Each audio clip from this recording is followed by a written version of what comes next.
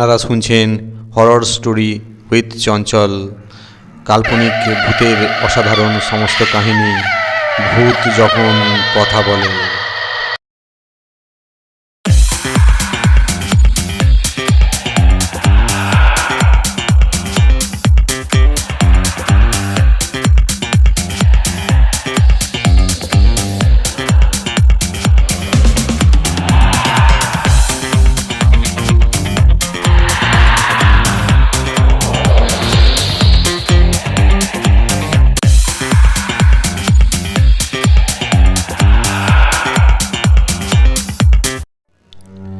নমস্কার বন্ধুরা, আশা করি আপনারা ভালো আছেন।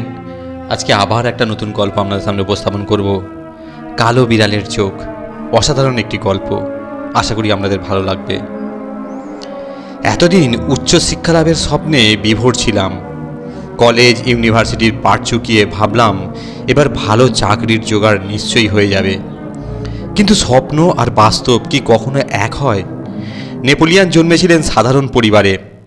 কোনো এক জিন্সি তার হাতের কর বিচার করে বলেছিলেন যে তার হাতে ভাগ্যরেখা নেই। তিনি ছুরি দিয়ে নিজের হাতে দাগ কেটে বলেছিলেন, man is the architect of his own fate. অর্থাৎ মানুষ নিজের ভাগ্য নিজেই তৈরি করে। এরপর তিনি নিজের চেষ্টায় সম্রাট হয়েছিলেন।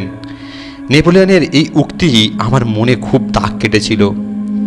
চেষ্টার অসাধ্য যে কিছু নেই তা শেষ পর্যন্ত প্রমাণ হলো। রেলওয়েতে একটি চাকরি জুটল। একেবারে অজগ্রাম থেকে কলকাতা এসেছি। দেখেছি গ্রাম গঞ্জের গরিব মানুষের দুঃখ দুর্দশা। এছাড়া অন্যায় অত্যাচার তো আছেই। তাই মনে মনে প্রতিজ্ঞা করলাম অন্যায় করব না এবং অন্যায়কে প্রশ্রয়ও দেব না। পোস্টিং হলো হাওড়ার একটি অফিসে, পেবিল ডিপার্টমেন্টে। নতুন উদ্যম ও উৎসাহে কাজ করতে লাগলাম। দিনের শেষে যদি কোনো কাজ অসমাপ্ত থাকতো, ছুটির পরেও অফিসে থেকে তা করে বাড়ি ফিরতাম। ছুটির পরে আমি যত সময় অফিসে থাকতাম, কিম্যান বাধ্য হয়ে বসে থাকতো অফিসের দরজায় তালা বন্ধ করার জন্য। একদিন কিম্যান বলল, স্যার, ছুটির পরে অফিস ফাঁকা হয়ে যায়, আপনি একা থাকেন। যখন তালা বন্ধ করি তখন কেউ থাকে না, খুব ডর লাগে। আমি বললাম, এখানে বাঘ ভাল্লুক না চোর ডাকাত আছে যে তোমার ডর লাগবে? সে কোনো কথা বলল না, চুপ করে থাকলো। আমার চেম্বারের কাছেই বাথরুম ও টয়লেট। পুজোর ছুটির আগে অফিসে কাজের খুব প্রেসার থাকে। কর্মচারীদের পাওনা টাকা মিটিয়ে দিতে হয়, বোনাস প্রভৃতিও দিতে হয় এই সময়ে। দুর্গাপূজা বলে কথা। আমিও ভাবি এই টাকা পেলে কর্মচারীদের বউ ছেলেমেয়ের মুখে হাসি ফুটবে। আমারও কর্তব্য প্রত্যেকের পাওনা টাকা ঠিক সময় মিটিয়ে দেয়া। সেদিন ছুটির পর চেম্বারে বসে এক মনে কাজ করছি। লক্ষ্য পড়ল বাথরুমের দিকে। দরজা অল্প খোলা, সেখান থেকে শাড়ির আঁচল হাওয়ায় উঠছে। অফিস ছুটির পরে বিশেষ করে মেয়েরা থাকে না। গিয়ে আমি দেখলাম কেউ নেই। বাথরুমের দরজার উপরের অংশ কাঁচ ফিট করা, হয়তো কাঁচে আলো পড়ে মনে হচ্ছিল শাড়ির আঁচলের মতো। কিম্যান চেম্বারের বাইরে একটা টুলের ওপর বসে চোখ বন্ধ করে ঘুমাচ্ছিল। তাকে বললাম, এই চলে যাচ্ছি। অফিসের ঘরগুলো বন্ধ করার আগে লাইট ফ্যান প্রভৃতি সুইচগুলো বন্ধ করে চেক করে নেবে, শর্ট সার্কিট হতে পারে। কিম্যান কথা না বলে মাথা নাড়ালো। কয়েকদিন পরে একই ঘটনা দেখলাম। আমি চেম্বার থেকে বেরিয়ে বাথরুমের দিকে এগিয়ে যেতেই দেখলাম একটি মেয়ে দ্রুত সেখান থেকে সিঁড়ির দিকে এগিয়ে গেল। আমি বিস্মিত হলাম, তবে ভয় পেলাম না। আমার অফিস 4 তলায়, 1 তলায় রেলওয়ে পুলিশ ফোর্সের অফিস। সে সময় ভারতবর্ষের কয়েক জায়গায় দুষ্কৃতীরা বিস্ফোরণ ঘটিয়েছিল। ভাবলাম মেয়েটি হয়তো বদ মতলবে এসেছে, তাই এখানে এসেছে। আজকাল কাউকে বিশ্বাস করা যায় না। পুলিশকে ঘটনাটির কথা জানালাম। তখন কয়েকজন পুলিশ সেখানে উপস্থিত হয়ে বলল, ব্রিটিশের সময়ের বাড়ি এটি। বিভিন্ন সময়ে কত অঘটন ঘটেছে এই অফিসে। ছুটির পরে আপনার এই অফিসে না থাকাই ভালো। এক সহকর্মীকে ঘটনাটির কথা বললাম। তিনি অনেক দিন এই অফিসে পোস্টিংয়ে আছেন। তিনি হাসতে হাসতে বললেন, কাজের দক্ষতা দেখালে অ্যাডমিনিস্ট্রেশন কিন্তু তোমার ঘরে বেশি দায়িত্ব চাপিয়ে দেবে। অফিস অফিসের মতো চলবে। তুমি রেলের বিলের দায়িত্বে আছো, টাকা পয়সা বলে কথা। কে কোন ধান্দায় আসে বলা যায় না, তোমার সাবধান হওয়া উচিত। আমি এসব কথায় গুরুত্ব দিলাম না। আমার চেম্বারের লাগোয়া হল ঘরের দেয়ালের দিকে রয়েছে অনেক আলমারি। সেই আলমারিতে আছে অফিসের ফাইল, রেকর্ড ইত্যাদি। সহকর্মীরা এখানে বসে কাজ করেন। অফিস ছুটির পরে আমি যখন চেম্বারে বসে কাজ করি, মাঝে মাঝে দেখি একটি কালো বিড়াল নির্দিষ্ট আলমারির সামনে ঘোরাফেরা করছে।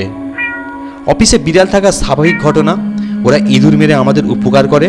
তবে কালো বিড়ালটিকে একই আলমারির সামনে দেখে সন্দেহ হলো, যেন সেই আলমারিটি পাহারা দিচ্ছে।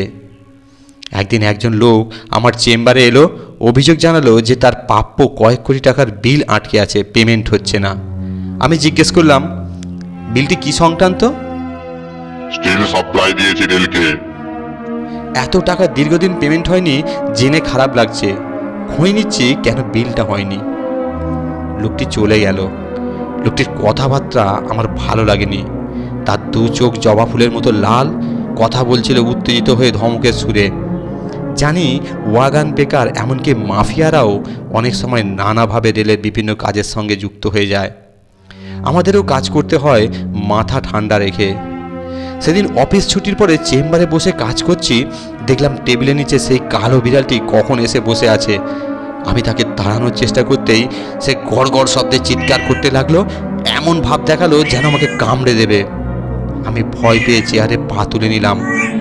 বিড়ালটি টেবিলের ওপর লাফ দিয়ে উঠল, কিছু সময় মিউ মিউ শব্দ করে কি যেন বলার চেষ্টা করলো। কিছু সময় পর চলে গেল। পরের দিন আমি ডাকলাম যে এই বিল করার দায়িত্বে আছেন তাকে। তিনি বললেন এই ধরনের বিল করতেন একজন লেডি ক্লার্ক, তিনি কিছুদিন আগে মারা গেছেন। আমি জিজ্ঞেস করলাম, অসুস্থ হয়ে মারা গেছেন বুঝি? কেউ কেউ বললেন তিনি দুর্ঘটনায় মারা গেছেন, তবে আমাদের মনে হয় খুন হয়েছেন। খুন হয়েছেন? সে কি? আমাদের অফিস বন্ধ থাকে শনি ও রবিবার। এই ক্লার্কের নাম সুচরিতা, তার বাড়ি মালদায়। তিনি শুক্রবারে অফিস করার পর ট্রেন ধরে বাড়ি রওনা হলেন। পরে আমরা জানতে পারি তিনি বাড়ি পৌঁছাননি। তার মৃতদেহ মালদায় গঙ্গার জলে ভাসতে দেখা যায় কয়েকদিন পরে। সেই মৃতদেহ পুলিশ উদ্ধার করে। তারপর পুলিশ রিপোর্ট দেয় যে তিনি কোনো প্রয়োজনে গঙ্গার ঘাটে নেমেছিলেন, পা পিছলে জলে ডুবে মারা গেছেন। খবর পেয়ে অফিস থেকে আমরা গিয়েছিলাম। পা পিছলে যদি তিনি জলে ডুবে যান, তাহলে তার উপরের পাটির সামনে দুটো দাঁত কেন ভাঙলো? পুলিশ কেসটাকে ফাইল চাপা করে দিল। যে লোকটি টাকা পায়নি বলে অভিযোগ করেছে, তার বিল এখনো কেন হয়নি? সুচরিতা মারা যাওয়ার পর তার দায়িত্বে যাকে দেয়া হয়েছে তিনি এখনো ছুটিতে আছেন। আলমারি খুলে ফাইলপত্র বের করছিলেন, এমন সময় একটি কালো বিড়াল তার পায়ে কামড় দেয়। ডাক্তার বলেছেন জলাতঙ্ক রোগের ইঞ্জেকশন নিতে। এখনো তার ইঞ্জেকশন নেওয়া শেষ হয়নি। কেন বিল হয়নি এ ব্যাপারে কিছু জানেন? শুনেছি লোকটি রেলকে স্টিল সাপ্লাই দেয়। ব্যান্ডেলের কাছাকাছি রেল লাইন একবার ফাটল ধরে এবং যে লোহার রেল লাইন পাতা আছে তা ভেঙে যায়। মেটাল টেস্ট করে রিপোর্ট দিয়েছে যে রেল লাইনের ফাটল নিম্নমানের স্টিল হওয়ায় এই বিপত্তি ঘটেছে। অল্পের জন্য ট্রেন দুর্ঘটনায় পড়েনি। এই লোকটি সেই স্টিল সাপ্লাই দিয়েছিল। লোকটি কয়েকদিন পর আবার দেখা করতে এলো। আমি তাকে বললাম যে কেসটি স্যাংশন অথরিটির কাছে পাঠিয়েছি, অ্যাপ্রুভ হলে তাড়াতাড়ি বিলের ব্যবস্থা করে দেব। লোকটি বলল আমার লম্বা হাত, সব ব্যবস্থা হয়ে যাবে। বিলের অনুমতি পেতে অসুবিধা হবে না। বিলটা যাতে তাড়াতাড়ি হয় দেখবেন। দেরি করলে এখানে কাজ করতে আপনার অসুবিধা হবে কিন্তু। আজ পর্যন্ত আমাকে ধমক দিয়ে কেউ কথা বলতে সাহস দেখায়নি। আমি আরও আশ্চর্য হলাম যে সেই দিন বিল করার অনুমতি পেলাম, যদিও নিম্নমানের স্টিল সাপ্লাই সম্বন্ধে ভিজিলেন্স ও মেটাল টেস্টিংয়ের রিপোর্ট ছিল। অনেক সময়ে কাজটি ঠিক হচ্ছে না জেনেও আমাদের চুপ থাকতে হয় ওপর মহলের চাপে। এক্ষেত্রেও তাই হলো। বাধ্য হয়ে বিল ক্লার্ককে তাড়াতাড়ি বিলটি প্রস্তুত করতে বললাম। অফিস ছুটির আগে বিলটি প্রস্তুত হয়ে আমার টেবিলে এলো। ছুটির পরে বিলে সই করব বলে হাতে নিয়েছি, এমন সময় সে কালো বিড়াল লাফ দিয়ে উঠলো টেবিলের উপর, গড় গড় শব্দ করতে করতে এগিয়ে এলো একেবারে আমার মুখের সামনে। তার লাল চোখ দুটো যেন আগুনের গোলা, জোরে জোরে সে চিৎকার করতে লাগলো, মিউ মিউ। তার জিভ থেকে লালা ঝরছে, কি ভয়ঙ্কর তার রূপ। অফিস নিস্তব্ধ, অফিসের হরঘরগুলো ফাঁকা। মিউ মিউ শব্দ বারবার আমার কানে প্রতিধ্বনিত হয়ে ফিরে আসতে লাগলো। কেউ কোথাও নেই, শুধু কিম্যান চেম্বারের বাইরে টুলের ওপর ভয়ে জড়সড় হয়ে বসে আছে। বিড়ালটি কিছু সময় পরে চলে গেল। চেম্বারের বাইরে এসে কিম্যানকে বললাম চলে যাচ্ছি। কিম্যান বলল, স্যার একটু অপেক্ষা করবেন, তালা বন্ধ করে আপনার সাথে সিঁড়ি দিয়ে নিচে নামবো। আমি বললাম আমার সাথে নামবে কেন? সে বলল, डर लगता है सर, वो बिल्ली बहुत खतरनाक है। এই বিহারি কিম্যান দীর্ঘ বছর এখান থেকে ভালো বাংলা বলতে পারে। বুঝলাম ভয় পেয়ে সে তার মাতৃভাষা হিন্দিতে কথা বলছে, এমনভাবে যে কারো বিড়াল যেন বুঝতে না পারে সে কি বলছে। পরের দিন অফিসে এসে দেখলাম অনেকে জটলা বেঁধে কী যেন আলোচনা করছেন। আমি চেম্বারে যাওয়ার আগে বললাম তাদেরকে কাজের না মন দিয়ে কী সব আলোচনা করছেন। তারা যা বলল তার সার কথা হলো, যে লোকটি টাকা পায়নি বলে গতকাল অভিযোগ করেছিল সে এখান থেকে ব্যান্ডেল লোকালে চেপে বাড়ি ফিরছিল। লোকটি স্টিল মাফিয়া, তার সাথে ছিল আরও কয়েকজন লোক। লোকটি ট্রেনের দরজার পাশে দাঁড়িয়ে গল্প করছিল, হঠাৎ ট্রেন থেকে পড়ে যায়। সাথের লোকেরা কাছাকাছি স্টেশনে মাস্টারকে লোকটি পড়ে যাওয়ার খবর দেয়। তখন বেশ রাত হয়ে গেছে। আজ সকালে পুলিশ লোকটির ছিন্ন ভিন্ন দেহ উদ্ধার করে। লোকটি স্টিল মাফিয়া ছিল বলে স্টেশন মাস্টার তাকে চিনতেন, এই খবর তিনি ফোনে আমাদের জানিয়েছেন। আমি চেম্বারে ঢুকে থমকে দাঁড়িয়ে গেলাম। কাল সন্ধ্যায় চেম্বার ত্যাগ করার আগে তাড়াতাড়ি করে সই করতে না করা বিলটা ও ফাইল টেবিলের ওপর রেখে গিয়েছিলাম। টেবিলের ওপর রাখা বিল ও ফাইলের সব কাগজ টুকরো টুকরো করে ছেঁড়া দেখে মনে হলো বিড়ালের আঁচড়ে কাগজগুলো ছিঁড়েছে। সুচরিতা রেলের একজন সৎ কর্মী ছিলেন। তিনি রেলওয়ে সপ্তাহে এই বছর তার সততা ও কাজের নিষ্ঠার জন্য রেল থেকে সেরা কর্মচারী পুরস্কার পেয়েছেন। এই ঘটনা আমাকে খুবই ভাবিয়ে তোলে। নিম্নমানের স্টিল সাপ্লাই দেওয়ার রিপোর্ট পেয়ে সুচরিতা বিলটি আটকে রেখেছিলেন। তাহলে কি স্টিল মাফিয়ার লোকজন তাকে খুন করে গঙ্গায় ফেলে দিয়েছিল? খবর নিয়ে জানলাম যেখানে রেল লাইন ফাটলের সৃষ্টি হয়েছিল সেখানে লোকটিকে ট্রেন থেকে পড়ে যায়। আমি আরও বিস্মিত হলাম। সেই দিন থেকে কালো বিড়ালটিকে আর দেখা যায়নি। কালো বিড়ালটি কি সুচরিতার আত্মা, ভূত হয়ে যে আলমারিতে স্টিল মাফিয়ার বিলের রেকর্ড ছিল সেই আলমারি পাহারা দিচ্ছিল? বিল ক্লার্কের পায়ে কামড়ে দিয়ে সাবধান করে দিয়েছিল যাতে অসৎ লোকটির বিল না তিনি করেন। প্রস্তুত করা বিল এবং বিলের রেকর্ড ছিঁড়ে টুকরো টুকরো করে আমাকে জানিয়ে দিল অন্যায়কে যেন সমর্থন না করি। যেখানে রেল লাইনের ফাটলের সৃষ্টি হয়েছিল সেখানে লোকটিকে ট্রেন থেকে ফেলে দিয়ে তিনি অন্যায়ের শাস্তি দিলেন।